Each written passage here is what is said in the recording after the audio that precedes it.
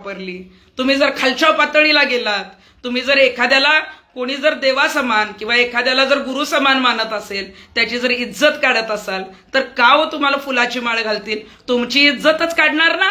मग त्या जागी कोणी पुरुष असेल किंवा महिला असेल, मी मराठा समाजाच्या तरुणांना आव्हान करेनच की तुम्ही कुणालाही फार चुकीच्या पद्धतीने खालच्या भाषेत लिहू नका, परंतु जे कोणी बोलतायत त्यांनाही सांगेन, तुम्ही खालच्या भाषेत बोललात तर तुम्हाला खालच्या भाषेतच समोरचा उत्तर देणार। किती जणांची तोंड बंद करणार आहे आपण? आम्ही आव्हान करू, परंतु ज्याला सहनच होणार नाही तो अजिबात ऐकणार नाही।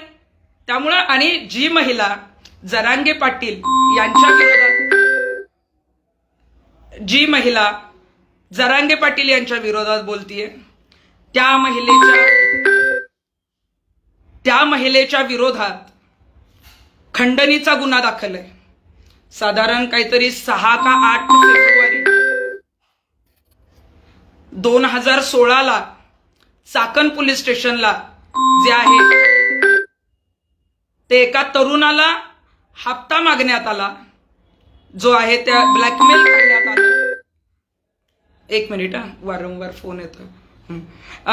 वारंवार ब्लॅकमेल करण्यात आलं, हप्ता मागण्यात आला आणि म्हणूनच जे आहे ते या महिलेवर खंडणीचा गुन्हा जो आहे तो 2016 साली चाकण पोलीस स्टेशनला दाखल आहे। अनेक जणांवर तरुण आमच्याकडेही आले, जेव्हा आमच्याबरोबर विरोधात ही महिला बोलत होती त्यावेळेला आमच्याकडे बरेच तरुण आले की आमच्यावर बरेच खोटे विनयभंगाचे गुन्हे दाखल जे आहेत ते या महिलेने करायला लावलेले आहेत आणि त्यानंतर आम्हाला ब्लॅकमेल करण्याचा प्रयत्न केलाय।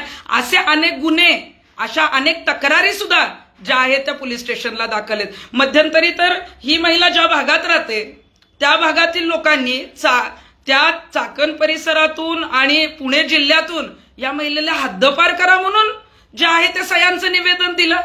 आज आम्ही अनेक आंदोलनं केली आहेत, अनेक गुन्हे आमच्यावर दाखल आहेत, परंतु ती सगळी लोकांच्या जी आंदोलनं आहेत ती सगळी लोकांना न्याय देण्यासाठी दिलेत। तुम्हाला हद्दपार करण्यासाठी जनता कधी जे आहे तुमच्या विरोधात जाते? एखाद्या गुंडाला हद्दपार करण्यासाठी लोक पुढाकार घेतील, परंतु तुम्ही काही चुकीच्या गोष्टी ज्या आहेत त्या आपल्या आजूबाजूला करत असाल, समाजात करत असाल, तर तुम्हाला त्या पद्धतीनं जे आहे ते पोलीस स्टेशनला जे आहे ते जातील। बऱ्याच मला वाटतंय की सोशल मीडियावर सुद्धा बदनामी केली म्हणून आमदार श्वेता महाले ज्या महिला आमदार आहेत त्यांची काहीतरी बरीच बदनामी केली, तेव्हाही बुलढाण्याला पोलिसांनी ताब्यात घेतलेलं होतं। वारंवार सोशल मीडियाच्या माध्यमातून काहीतरी बोलायचं, चर्चेत यायचं, ठीक आहे चर्चेत या, तुम्हाला प्रसिद्धी पाहिजे, प्रसिद्धी मिळू दे, काही अडचण नाहीये, परंतु मग जरांगे पाटलांविषयी काहीतरी घाणेरडं बोलल्यावर तुम्ही चर्चेत येणार आहे का? अजिबात नाही।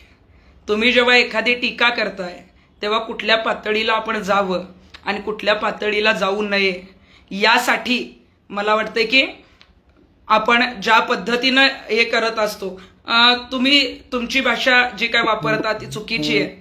मला वाटतंय की जी महिला बोलली ती काय माझी दुश्मन नाही, कदाचित तिची मी दुश्मन असू शकते कारण ती आमच्या विरोधात याच्या आधी बोलत होती, पण त्यांना वाटत असेल की मराठा समाजाने मला किंवा मराठा तरुणांनी किंवा कोणीही त्यांना ट्रोल केला असेल, घाणेरड्या भाषा बोलल्या असतील, तर जरांगे पाटलांनी तुमची माफी मागायची गरज नाहीये, कारण जरांगे पाटलांनी काही कमेंट केलेली नाहीये। पण त्या तरुणांच्या वतीने एक महिला म्हणून, एक छत्रपतींची जी आहे ती शिकवण म्हणून, कुणाला तुम्हालाच नाही कुणाला जर काही कुणी ट्रोल केला असेल, चुकीची भाषा वापरली असेल, तर तमाम मराठा समाजाच्या वतीनं मी सगळ्यांची जी आहे ती माफी मागू शकते। या महिलेची वगैरे माफी मागेल, मी तुम्हाला आधीच सांगितलं, मी महिलांचं काम करते, कुठल्या महिलेला कधी चुकीचं म्हणणार नाही, पण जी चुकीची महिला आहे तिला कधी पाठीशी घालणार नाही। वारंवार खुनशी स्वभाव एखाद्याचा असणं, एखाद्याला ब्लॅकमेलिंग करणं, वारंवार चर्चेत असणाऱ्या व्यक्तींच्या विरोधात बोलणं, प्रसिद्धी झोतात येणं आणि मग प्रसिद्धी झोतात आल्यानंतर त्यांचं काहीतरी बाहेर काढलं की मग रडून व्हिडिओ काढणं, आपल्या जवळच्या घरातल्या मुलींना वगैरे जवळ घेणं, सहानुभूती मिळवण्याचा प्रयत्न करणं, हे आम्ही कधी केलं नाही, कधी गरज नाही लागली। समाज खूप चांगला ओळखतो, खूप चांगला समाज जो आहे ना सगळ्या जाती धर्मांचा, त्याला खूप चांगले नेतृत्व माहीत असतात, कोण कसं आहे। काही जणांना माहीत नसेल तरी त्यांना कळतं स्वभावावरून, बोलण्यावरून काय होऊ शकतं किंवा हे काय करू शकतात। त्यामुळे मला वाटतंय की जरांगे पाटील यांची चळवळ मोडीत काढण्याचा प्रयत्न काही लोकांच्या मार्फत कोणीतरी करतंय. कोणी जर काही जणांना वाटत असेल की काही जणांच्या मार्फत होत नसेल तर काही जण मुद्दाम करतायत, मग ते प्रसिद्धी झोतात येण्यासाठी करत असतील किंवा इलेक्शन जवळ आलं आहे, आपल्याला काहीतरी महत्त्व प्राप्त होईल, आपल्याला कुठल्या तरी पक्षात काहीतरी पद मिळेल यासाठी करतायत. अजूनही काही दररोज कदाचित उद्या परवा काही लोक ठेवलेली असतील जी जरांगे पाटलांच्या विरोधात या मराठा समाजाच्या चळवळीच्या विरोधात किंवा ही शक्ती मराठ्यांची शक्ती विभाजन करण्याचा प्रयत्न जो आहे तो अनेकांकडून केला जाईल. मराठा समाजाच्या तरुणांना, आंदोलकांना एवढंच सांगेन, तुम्ही जे आता एकत्र आहात ना, तुमची एकी कुठंतरी सगळ्यांना खुपती आहे आणि म्हणूनच हे सगळं चाललंय. या लोकांना दुर्लक्षित करा. मला तर या लोकांविषयी आज काही बोलायचंच नव्हतं, परंतु तुमच्या कमेंट आल्या. मी काय कधी माझी पातळी सोडणार नाही, मी चुकीचं बोलणार नाही, खालच्या पातळीवर बोलणं मला येणार नाही, माझे ते संस्कार नाहीत. आणि त्या पद्धतीचं जेव्हा म्हणतो की आपण चुकीचं बोलत नाही तर समोरचा कशाला कोण चुकीचं बोलेल. तुम्ही नका ना बोलू चुकीचं. तुम्ही जरांगे पाटलांना विरोध करा, पण चांगल्या भाषेत करा. तुम्ही तुमच्या पद्धतीनं मी हा व्हिडिओ करतेय, माझ्याकडून चुकीचा शब्द कदाचित गेलेला नसेल, तो जाणारही नाही, कारण आम्ही तो कधी वापरलेलाच नाही. आपण ज्या पद्धतीनं समाजात राहत असतो, समाजामध्ये काही लोक आपल्याला फॉलो करत असतात किंवा काही लोकांना कदाचित आपण आवडतही नसतो, परंतु त्या लोकांना आवडत जरी नसलो ना तरी आपले मुद्दे पटत असतात, कारण आपण जे बोलत असतो ते त्यांच्यावर बिंबत असतं. आपण काही गोष्टी लोकांना माहीत नसतात त्या सांगत असतो. बऱ्याच जणांच्या कमेंट मग अशा आल्या की दोन्ही बाजूची माहिती घ्या आणि मग बोला. मग मी काय जरांगेंचीच बाजू घेतेय अशातला भाग नाही, पण मी जरांगेंची बाजू घेणार.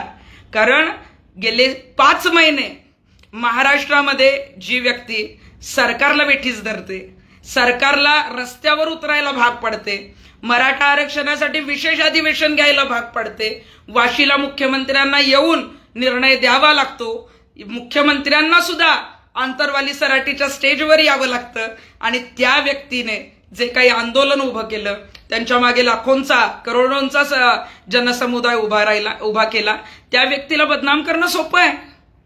जेव्हा आंदोलन उभं केलं जातं, जेव्हा ही चळवळ उभी केली जाते, तेव्हा गावागावात फिरावं लागलं, तेव्हा लाखोंची संख्येने जे आहेत ती लोक त्यांच्या मागे उभे राहिले. आता एक जण कोणीतरी येतील आणि मीडिया सुद्धा जरांगेंच्या विरोधात कोणीतरी बोलतंय ना, काहीतरी हातामध्ये लागतंय ना, तर मग ते दाखवलं जाईल. मला वाटतं जरांगेंना काडी मात्र फरक पडणार नाही, अजिबात पडणार नाही, कारण त्यांची चळवळ प्रामाणिक आहे, त्यांचे मुद्दे स्पष्ट आहेत.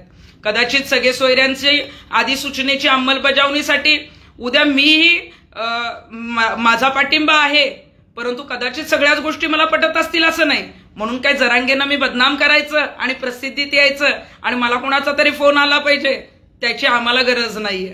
आणि मला वाटतं मराठ्यांना ही गरज कधीच लागत नाही. मराठा समाज हा स्वतंत्र विचारांचा आहे. मराठा समाज हा जो आहे तो राजमाता जिजाऊंनी दिलेल्या, छत्रपतींना जे संस्कार दिले त्या संस्कारांचा सुद्धा आहे. तेवढाच आक्रमक आहे, तेवढाच संयमी आहे आणि तेवढाच जो आहे तो आपल्या अंगावर जर कोणी हात उगारला तर त्याला जे आहे तो उत्तर देणारा सुद्धा आहे. त्यामुळे आपण कसे वागतोय ते बघा. मराठा समाजातील तरुणांना काहीतरी वेगळं फोडण्याचा किंवा तो जर प्रयत्न असेल, काही जण फुटतील सुद्धा, पण म्हणून काही चळवळ संपत नसते. आमच्या आंदोलनाला तेच केलं गेलं.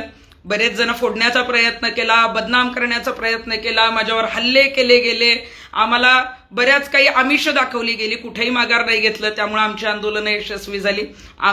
जरांगे पाटील यांचं आंदोलन तसंच आहे.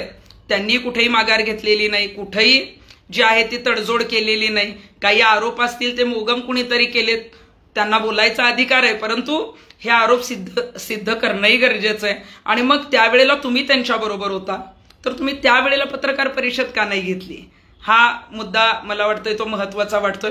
बाकी जास्त काही कुणाला महत्व देण्याची गरज नाही. आंदोलन जे आहे ते मंत्रिमंडळातील सहकारी जे मुख्यमंत्र्यांचे आहेत ते सुद्धा आंतरवाली सराटीत येत होते. सगळ्यांचीच मागणी आहे की अधिसूचना काढली तर त्याची अंमलबजावणी का केली नाही. मग मराठ्यांना इलेक्शनच्या तोंडावर जे आहे ते फक्त 10% आरक्षण दिलं गेलंय का? ओबीसीतून आरक्षण का दिलं गेलं नाही? मग ओबीसी नेत्यांचंच ऐकलं गेलं का? मराठा समाजाचं काहीच ऐकलं गेलं नाही का? ही मराठा समाजातील सगळ्यांना पडलेला हा प्रश्न आहे. मी एक त्यातली कार्यकर्ती किंवा त्यातलं एक घटक किंवा एक मला वाटतंय की मी एक सर्वसाधारण महिला म्हणून मी सांगते की हे कुठंतरी लोकांना वाटतंय की ज्यासाठी मग हे सगळं केलं गेलं ते हातामध्ये का नाही पडलं.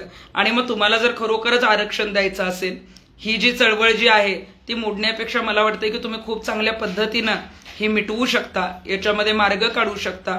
आणि उगीच कुणाला तरी धारेवर धरायचंय, कोणाला तरी रस्त्यावर उतरवायचंय, असं काही जरांगे पाटलांचं मला कुठलं इंटेन्शन दिसत नाही. मी मगाशीही सांगितलं, बरेच जण म्हटले की त्यांची शिवराळ भाषा, काही गोष्टी चुकीच्या आहेत. मला वाटतं की ठीक आहे, काही चुकीच्या गोष्टी आहेत त्याविषयी त्यांनी माफी मागितलेली आहे, किंवा काही गोष्टी चुकीच्या त्यांच्या तोंडून निघाल्या म्हणजे काय ते चुकीचे आहेत अशातला भाग नाही. माणूस आहे, चुकतो, कुणी बऱ्याच जणांकडून चुका होतात. म्हणून पण मराठा समाज हा मोठ्या प्रमाणावर त्यांच्याबरोबर आहे. मराठ्यांची एकी ही कायमस्वरूपी असली पाहिजे. आणि म्हणूनच आज लाईव्ह करण्याचं कारणच हे होतं की जे कोणी विरोध करतायत ना, मला वाटते त्यांना महत्व देण्याची गरज नाही. मराठा समाजातीलच कोणी असतील तर मला वाटते मराठा समाजाची चळवळ मोडण्याचं काम मराठ्यांनीच केलं असा इतिहास कुठेही लिहिला नाही पाहिजे. त्यासाठी तुम्ही एकत्र असला तर असे कितीही 100 आपण म्हणतो ना, जरांगे पाटलांबरोबर प्रसिद्धीच्या झोतात अनेक जण होते. आता जे काही वादळ किंवा ज्या पद्धतीनं त्यांना बदनाम करण्याचा डाव साधला जाणार आहे, चळवळ मोडीत काढली जाणार आहे, तेव्हा काही लोक बाहेर जातील सुद्धा, स्वतःचा स्वार्थ साधतील. परंतु मला सांगायचंय, राहिले ते मावळे आणि उडाले ते कावळे असं म्हटलं जातं. आणि मग तुम्ही तो विचार करा की आपण प्रामाणिक माणसाबरोबर राहूया. आपण प्रामाणिकपणे जे काही आंदोलन करतायत त्यांच्याबरोबर जर आपण एकत्र राहिलो तर मला वाटतं एकीचं बळ आणि यशस्वी जे आहे ते सत्य होत असतं. आपण हेही ऐकलेलं असेल की सत्य जे आहे ते समजायला उशीर लागतो, तोपर्यंत खोटं गावभर हिंडून आलेलं असतं. आजची परिस्थिती तीच आहे. कालची पत्रकार परिषद आणि आजचं जे काही मी ऐकलं, खोटं गावभर हिंडून येतं. परंतु मला वाटतं की सत्य लोकांना माहितीये, जरांगे पाटलांच्या विरोधात कोणीतरी बोलतंय म्हणून प्रसिद्धी मिळते, हेही तुम्ही लक्षात ठेवा. त्यामुळे कुणाला काय प्रसिद्धी द्यायची, आणि एखाद्याला बोट दाखवताना आपल्याकडे 4 बोटं आहेत, आपल्याकडे 4 बोटं असताना आपण कुणावर तरी टीका करतोय. मग उद्या म्हटलं जाईल की आमची बदनामीच केली गेली, आमची बदनामी जी आहे ती मराठा समाजांनी अशी कातरणं टाकली, तशी कातरणं टाकली. अरे कातरणं पेपरला चाललेली आहेत म्हणून मराठा समाजातली मुलं टाकणार, ती काही बदनामी म्हणता येणार नाही. परंतु तुम्ही एखाद्याची बदनामी करत असाल तर मला वाटते की ती थांबवा. तुमची बदनामी कोणी करणार नाही. मराठा समाजाला पुन्हा आवाहन करेन, खालच्या पातळीवर आपण कुठल्या कमेंट करायच्या नाहीत, परंतु कोणी घाणेरड्या पद्धतीनं जर समोर जात असेल, मला वाटतं की सोशल मीडियावर जर घाणेरड्या पद्धतीनं कोणी काय बोलत असेल तर आपण रितसर सायबरला कंप्लेंट करू शकतो, मेल करू शकतो. इतकंही मोठं काही कोणाला करायची गरज नाहीये. जे त्यांचं ज्यांची इच्छाच आहे की आपल्याला मोठं व्हायचं आणि काहीतरी चुकीचं करायचंय, तर मला वाटते ते काय होऊ देऊ नका. आणि जरांगे पाटील दादांना एवढंच सांगते की तुम्ही सत्य आहात, तुमचं आंदोलन प्रामाणिक आहे. आम्ही सगळे, मी एक आंदोलन कार्यकर्ती आहे, आंदोलक आहे. मी फार मोठी आंदोलनही केलेली आहेत, बराच त्रास सहन करावा लागला, बदनामीपासून ते अगदी हल्ल्यांपर्यंत सगळं सहन करावं लागलं, पण शेवटी सत्याचा विजय झाला. त्यामुळे जाता जाता एवढंच सांगेन, कुणी काय बोललं तर आपल्याला काही काडी मात्र फरक पडत नसतो. मराठा समाज आणि मराठा हा लढणार आहे. जरांगे पाटलांविषयी एवढंच सांगेन की सत्याची लढाई आहे, सत्य परेशान हो सकता है लेकिन पराजित नहीं, पराजित नहीं, पराजित नहीं. धन्यवाद.